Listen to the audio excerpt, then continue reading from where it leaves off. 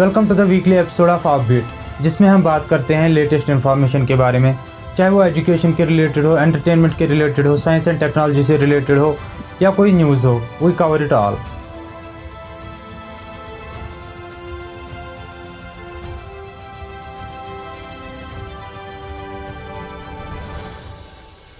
आज के इस एपिसोड में हम बात करने वाले हैं एक हादसे की जो पेश आया बठिंडा मिलिट्री स्टेशन में। 12 अप्रैल 2023 को बठिंडा मिलिट्री स्टेशन के एक बैरक में 4 जवानों के मारे जाने की खबर सुनने में आई।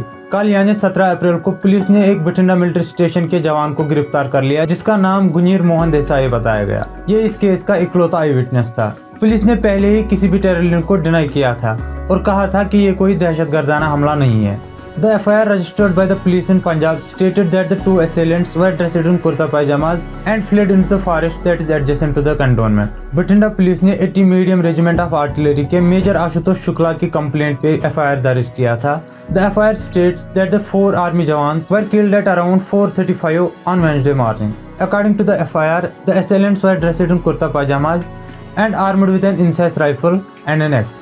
इंडियन एक्सप्रेस की एक रिपोर्ट के मुताबिक बुधवार के शाम 6 बजे के अपडेट में फौज की साउथ वेस्टर्न कमांड ने बताया था कि एक सर्च टीम ने एक इंसेस राइफल और कार्ट्रिज तलाश किया है। इससे पहले ये बात सामने आई थी कि यूनिट से 2 दिन कबल यानी 9 अप्रैल को एक इंसेस राइफल और 28 राउंड के लापता होने की खबर मिली थी। The report added that the forensic examination of the rifle will be done by joint team of Punjab police and Indian army. Major Shukla की कंप्लेंट पे बुनियाद FIR में ये बात भी दर्ज थी कि आर्मी को इस बात का शक है कि चारों जवानों को उसी इंसेस राइफल से मारा गया है जो 2 दिन कबल यूनिट से गायब हो गई थी। इस केस के इकलौते आई विटनेस गुनीर मोहन देसाई ने ये एक कहानी गढ़ी थी जिससे वो इन्वेस्टिगेशंस को मैनिपुलेट कर सके और अपने आप को बचा सके। कंप्लेंट के मुताबिक चारों जवान मंगलवार की रात को अपनी ड्यूटी मुकम्मल करने के बाद अपने कमरों में 2 जोड़ों में सो गए थे। बुधवार की सुबह 4:30 बजे के करीब मोहन देसाई ने मेजर शुक्ला को बैरक में फायरिंग की आवाज की इतला दी। Mohan Desai said that he saw 2 assailants dressed in kurta pajamas with their faces covered and armed with incise rifle and an axe running towards the jungle that is adjacent to the cantonment. According to the Tribune, the bodies of 4 jawans were riddled with bullets and empty shells of incise rifle while lying on the ground.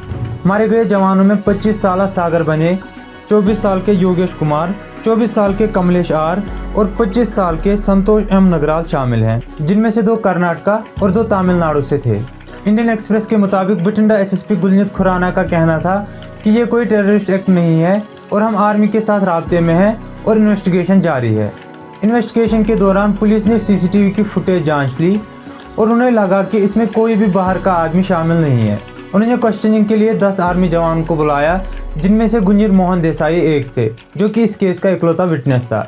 बताया जा रहा है कि उसने 2 बार अपना बयान बदला, जिसकी बुनियाद पर पुलिस को उस पर शक हो गया और बाद में उसने अपना जुर्म कबूल कर लिया। कुछ रिपोर्ट्स के मुताबिक ये बात सामने आई कि गुनीर मोहन देसाई को हैरेस किया जा रहा था, जिसकी वजह से उसने गुस्से में आकर चारों जवानों को मार दिया। बुधवार की शाम को ही बठिंडा मिलिट्री स्टेशन में और एक वाकया पेश आया था, जिसमें एक आर्मी जवान की मौत हो गई थी। हालांकि उसकी वजह सुसाइड बताई गई। यह हादसा बुधवार की शाम को 4:30 बजे के करीब पेश आया and the soldier died of a gunshot wound near right temporal reason.